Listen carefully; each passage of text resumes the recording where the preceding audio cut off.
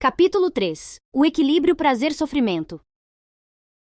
Os avanços neurocientíficos. Nos últimos 50 a 100 anos, incluindo avanços em bioquímica, novas técnicas de imagem e o surgimento da biologia computacional, jogaram luz nos processos fundamentais de gratificação. Para entender melhor os mecanismos que governam sofrimento e prazer, podemos conseguir um novo insight sobre por que e como o prazer em excesso leva ao sofrimento. Dopamina. As principais células funcionais do cérebro chamam-se neurônios. Elas se comunicam entre si por sinapses via sinais elétricos e neurotransmissores. Os neurotransmissores são como o futebol. O artilheiro é o neurônio pré-sináptico. O goleiro é o neurônio pós-sináptico. O espaço entre o artilheiro e o goleiro é a fenda sináptica. Assim como a bola é jogada entre o artilheiro e o goleiro, os neurotransmissores conectam a distância entre os neurônios, mensageiros químicos regulando sinais elétricos no cérebro. Existem muitos neurotransmissores importantes, mas vamos focar na dopamina. A dopamina foi identificada pela primeira vez como um neurotransmissor no cérebro humano em 1957, por dois cientistas que trabalhavam de modo independente, Arvid Carlsson e sua equipe em Lund, Suécia, e Kathleen Montagu, sediada próximo a Londres. Carlsson acabou ganhando o Prêmio Nobel em Fisiologia ou Medicina. A dopamina não é o único neurotransmissor envolvido no processo de gratificação, mas a maioria dos neurocientistas concorda que é um dos mais importantes. A dopamina pode desempenhar uma função maior na motivação para se conseguir uma gratificação do que o prazer da própria gratificação. Querer mais do que gostar. Camundongos geneticamente modificados, incapazes de produzir dopamina, não buscarão alimento e morrerão de fome, mesmo quando a comida é colocada a centímetros da sua boca. No entanto, se a comida for colocada diretamente na boca, os camundongos mastigarão e comerão, parecendo sentir prazer.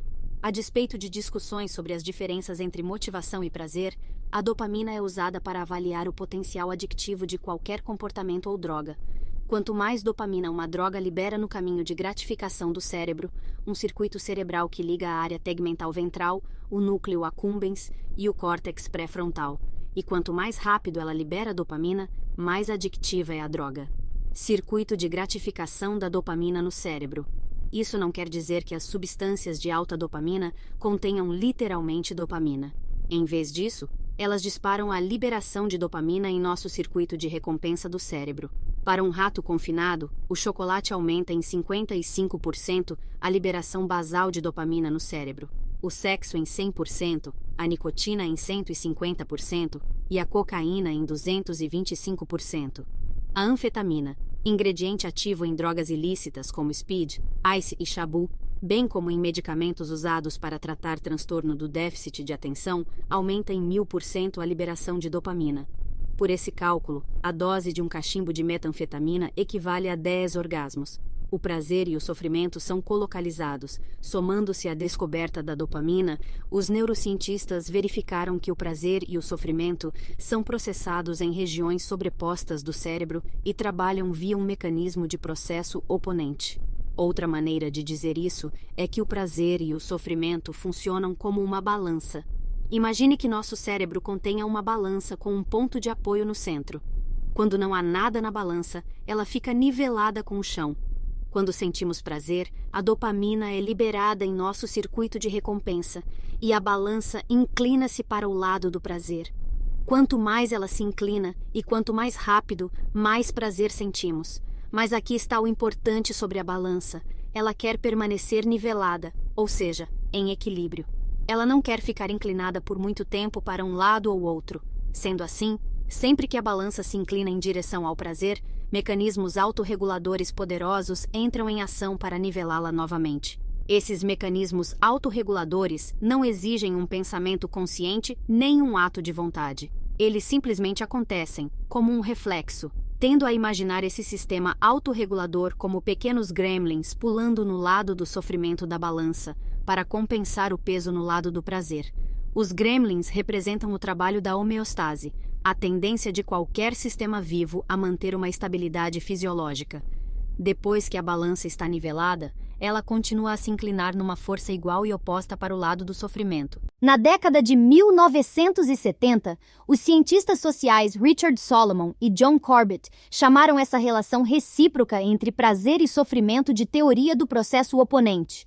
Qualquer afastamento prolongado ou repetido de neutralidade hedonista ou afetiva tem um custo. Esse custo é uma reação posterior, com valor oposto ao estímulo. Ou, como dizia o velho ditado, tudo que sobe tem que descer. Acontece que muitos processos fisiológicos do corpo são governados por sistemas autorreguladores semelhantes. Por exemplo, Johann Wolfgang von Goethe, Ewald Hering e outros demonstraram como a percepção da cor é regida por um sistema de processo oponente. Olhar de perto uma cor por um período contínuo produz espontaneamente nos olhos do observador uma imagem da sua cor oposta. Olhe fixo para uma imagem verde contra um fundo branco durante um tempo, e depois olhe para uma página em branco, e perceberá que seu cérebro cria uma pós-imagem vermelha. A percepção do verde dá lugar, em sequência, à percepção do vermelho.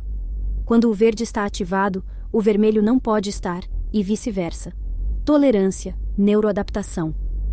Todos nós experienciamos o desejo na sequência do prazer. Seja buscar um segundo pacote de batata frita, seja clicar no link para mais uma rodada de videogames, é natural querer recriar aquelas boas sensações, ou tentar não deixar que sumam. A solução simples é continuar comendo, ou jogando, ou assistindo, ou lendo. Mas existe um problema nisso. Com a repetida exposição ao mesmo estímulo ao prazer, ou a um estímulo semelhante, o desvio inicial para o lado do prazer fica mais fraco e mais curto, e a resposta posterior para o lado do sofrimento fica mais forte e mais demorada, um processo chamado pelos cientistas de neuroadaptação, ou seja, com a repetição, nossos gremlins ficam maiores, mais rápidos e mais numerosos, e precisamos de uma maior quantidade da droga de nossa escolha para obter o mesmo efeito. Precisar mais de uma substância para sentir prazer ou sentir menos prazer com uma determinada dose é chamado de tolerância. A tolerância é um fator importante no desenvolvimento da dependência. Para mim, ler a saga Crepúsculo pela segunda vez foi agradável, mas não tanto quanto na primeira vez. Na quarta vez em que a li, sim, li 4 vezes a saga completa. Meu prazer foi significativamente menor.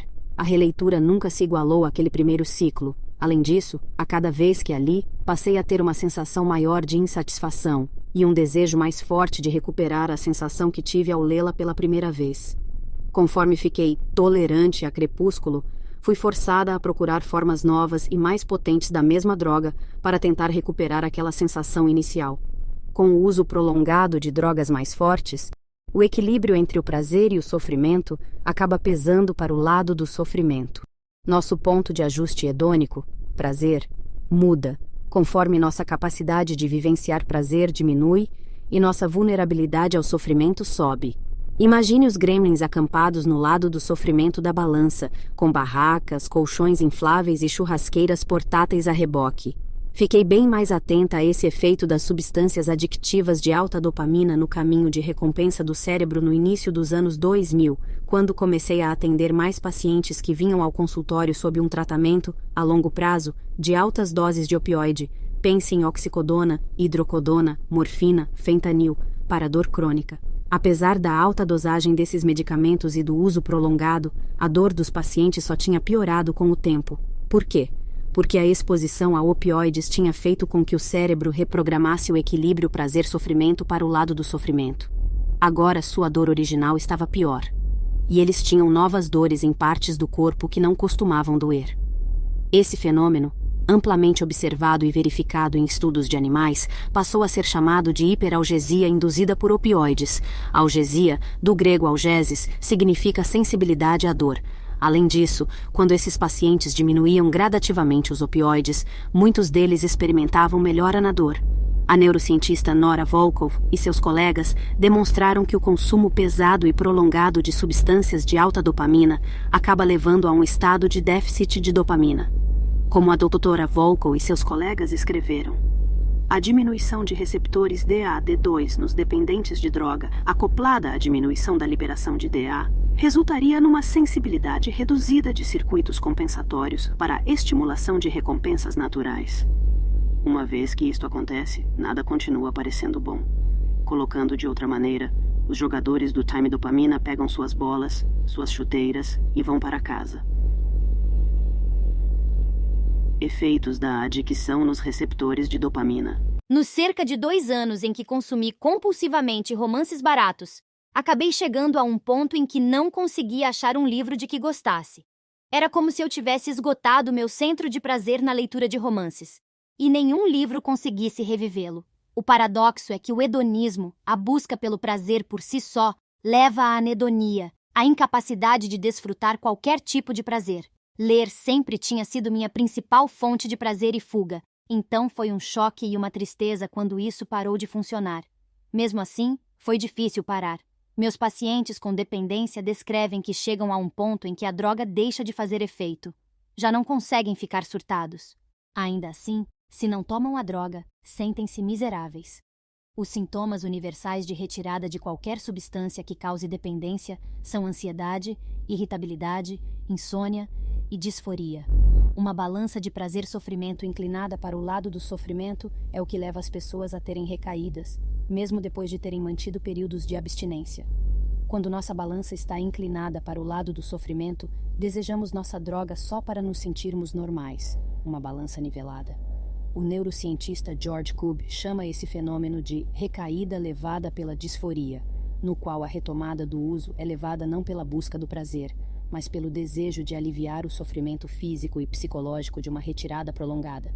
Agora, a boa notícia.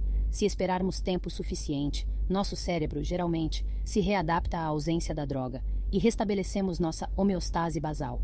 Uma vez que nossa balança esteja nivelada, somos novamente capazes de obter prazer das recompensas simples e cotidianas. Sair para uma caminhada, ver o sol nascer, aproveitar uma refeição com amigos, pessoas, lugares e coisas. A balança prazer-sofrimento é acionada não apenas pela reexposição à droga em si, mas também pela exposição a sugestões associadas ao uso da droga. Nos Alcoólicos Anônimos, o lema para descrever esse fenômeno é pessoas, lugares e coisas. No mundo da neurociência, isto se chama aprendizagem dependente de sugestões, também conhecida como condicionamento clássico, pavloviano. Ivan Pavlov, que ganhou o Prêmio Nobel em Fisiologia ou Medicina em 1904, demonstrou que os cachorros salivam por reflexo quando lhes é apresentado um pedaço de carne.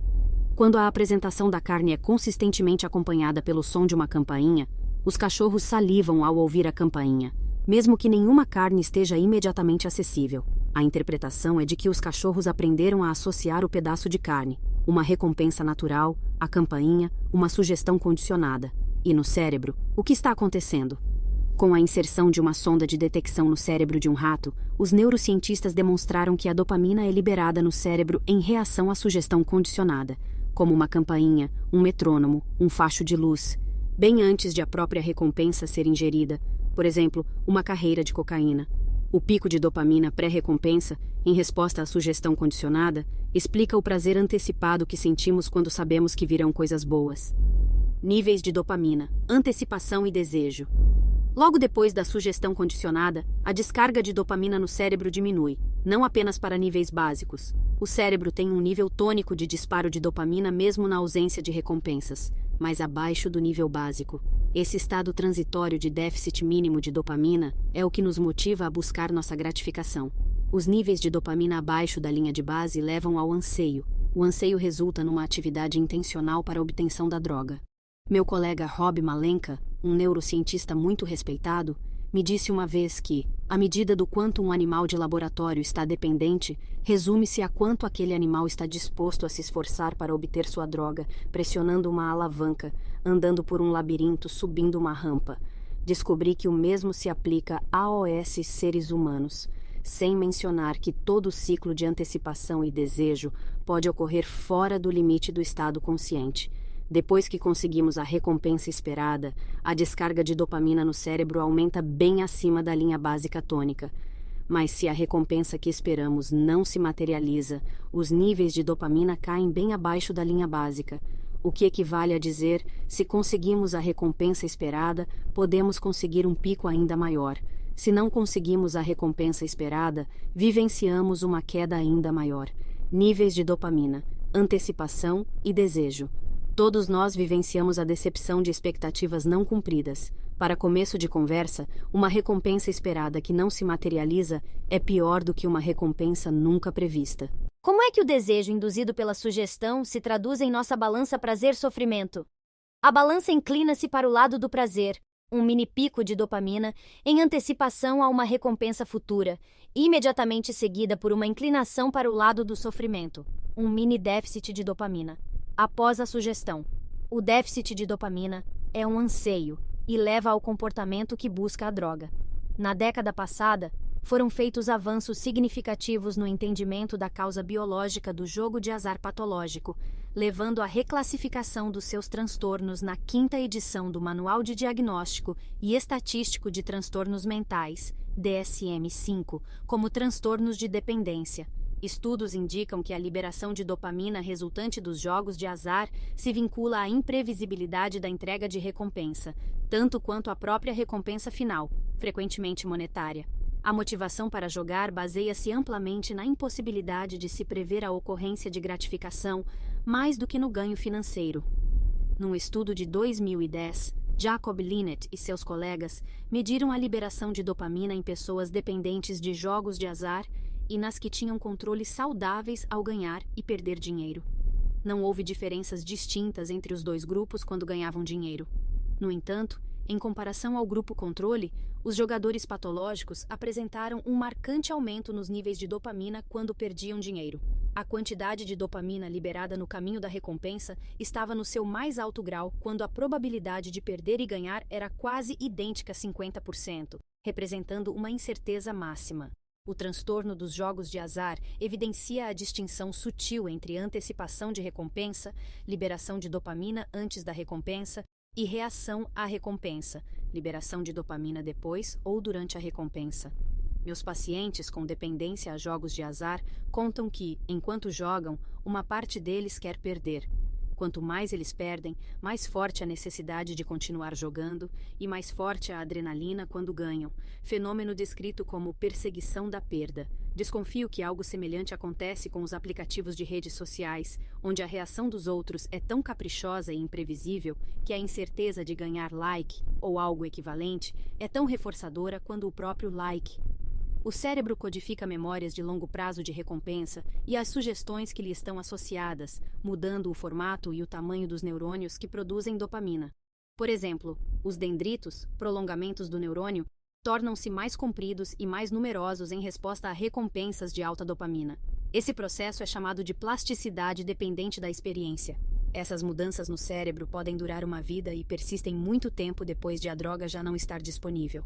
Pesquisadores exploraram os efeitos da exposição à cocaína em ratos, injetando neles a mesma quantidade de cocaína em dias seguidos, durante uma semana, e dimensionando o quanto eles corriam em resposta a cada injeção. Um rato injetado com cocaína correrá pelo meio da gaiola, em vez de se manter à margem, como fazem os ratos normais. A quantidade de corridas pode ser mensurada pelo uso de fachos de luz projetados através da gaiola. Quanto mais vezes o rato cruza o facho de luz, mais ele está correndo. Os cientistas descobriram que, a cada dia sucessivo de exposição à cocaína, os ratos progrediram de uma corrida animada no primeiro dia para uma disparada direta e frenética no último, mostrando uma sensibilização cumulativa nos efeitos da droga.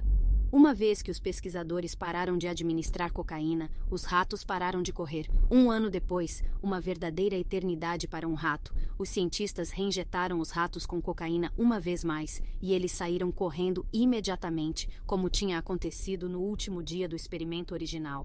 Quando os cientistas examinaram os cérebros dos ratos, viram mudanças induzidas pela cocaína nos caminhos de recompensa dos ratos, consistentes com a sensibilização persistente à cocaína. Essas descobertas mostram que uma droga como a cocaína pode alterar o cérebro para sempre. Descobertas semelhantes foram demonstradas com outras substâncias adictivas, do álcool a opioides e maconha. Em meu trabalho clínico, vejo pessoas que lutam com dependência severa voltando diretamente ao uso compulsivo com uma única exposição, mesmo após anos de abstinência. Isso pode acontecer por causa da sensibilização persistente à droga de escolha, os ecos distantes do uso anterior da droga. Aprender também aumenta o disparo de dopamina no cérebro. Ratazanas abrigadas por 3 meses em um ambiente diverso, novo e estimulante, apresentam uma proliferação de sinapses ricas em dopamina, no caminho de recompensa do cérebro, em comparação com ratos abrigados em gaiolas padrão de laboratório. As mudanças cerebrais que acontecem em resposta a um ambiente novo e estimulante assemelham-se àquelas vistas em drogas de alta dopamina, adictivas. Mas se as mesmas ratazanas são previamente tratadas com um estimulante tal como a metanfetamina, droga altamente adictiva, antes de entrar no ambiente enriquecido, elas não apresentam as mudanças sinápticas vistas na exposição ao ambiente enriquecido. Essas descobertas sugerem que a metanfetamina limita a capacidade de aprendizagem em um rato. Agora, algumas boas notícias. Meu colega Ed Sullivan, especialista mundial em efeitos do álcool no cérebro, estudou o processo de recuperação da dependência e descobriu que, embora algumas mudanças cerebrais devidas à dependência sejam irreversíveis, é possível se desviar dessas áreas danificadas e criar novas redes neurais. Isso significa que, embora as mudanças cerebrais sejam permanentes, podemos descobrir novos caminhos sinápticos para criar comportamentos saudáveis. Enquanto isto, o futuro contém tentadoras possibilidades de reverter as cicatrizes da dependência. Vincent Pascoli e seus colegas injetaram cocaína em ratos, o que demonstrou as mudanças comportamentais esperadas, corridas frenéticas. Em seguida, usaram a optogenética, técnica biológica que envolve o uso de luz para controlar neurônios, para reverter as mudanças sinápticas cerebrais causadas pela cocaína. Talvez, um dia, seja possível o uso da optogenética em cérebros humanos. A balança é apenas uma metáfora.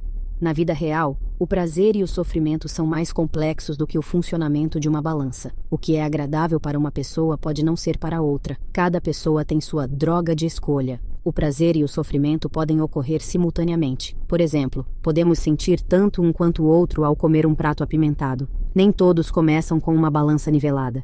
Quem tem depressão, ansiedade e dor crônica começa com a balança inclinada para o lado do sofrimento, o que pode explicar por que as pessoas com transtornos psiquiátricos são mais vulneráveis à dependência. Nossa percepção sensória do sofrimento e do prazer é muito influenciada pelo significado que conferimos a isso. Henry Knowles Beecher, 1904 a 1976, serviu como médico militar durante a Segunda Guerra Mundial no norte da África, na Itália e na França. Observou 225 soldados com graves ferimentos ocorridos em batalha e fez um relatório a respeito. Beecher foi rígido com os critérios de inclusão no seu estudo, avaliando apenas homens que tinham um de 5 tipos de ferimentos graves, escolhidos como representativos: lesão extensa de tecido mole periférico, fratura exposta de um osso longo, bala alojada na cabeça, no peito ou no abdômen. Estavam mentalmente lúcidos e não estavam em choque no momento das perguntas. Sua descoberta foi impressionante. 75% desses soldados com ferimentos graves relataram pouca ou nenhuma dor imediatamente após serem feridos, apesar de serem ferimentos com risco de morte. Sua conclusão foi que a dor física era contrabalançada pelo alívio emocional de escapar de um ambiente extremamente perigoso, cheio de cansaço, desconforto, ansiedade, medo e real ameaça de morte. A dor deles, por pior que fosse, dava-lhes passe livre para a segurança do hospital.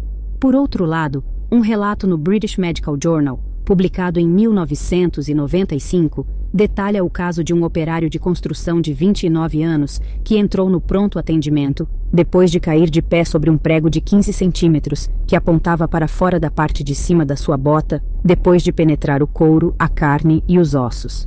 O menor movimento do prego era doloroso e ele foi sedado com fentanil e midazolam, poderosos opioides e sedativos.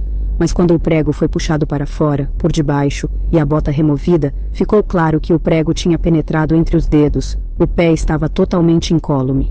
A ciência nos ensina que todo prazer exige um preço, e o sofrimento que se segue dura mais tempo, e é mais intenso do que o prazer do qual ele se originou. Com a exposição prolongada e repetitiva a estímulos prazerosos, nossa capacidade de tolerância à dor diminui, e nosso limite para experienciar prazer aumenta. Ao gravar uma memória instantânea e permanente, somos incapazes de esquecer as lições de prazer e sofrimento, mesmo se quisermos. O hipocampo tatua para durar a vida toda. O maquinário neurológico para o processamento de prazer e sofrimento, super antigo do ponto de vista filogenético, permaneceu intacto ao longo da evolução e através das espécies. Ele está perfeitamente adaptado a um mundo de escassez. Sem prazer, não comeríamos, beberíamos, nem nos reproduziríamos. Sem dor, não nos protegeríamos de ferimentos e morte. Ao elevar nosso ponto de ajuste neural com repetidos prazeres, tornamo-nos eternos batalhadores, nunca satisfeitos com o que temos, sempre buscando mais. Mas aqui está o problema. Os seres humanos, buscadores por excelência, reagiram bem demais ao desafio da busca do prazer e da evasiva da dor.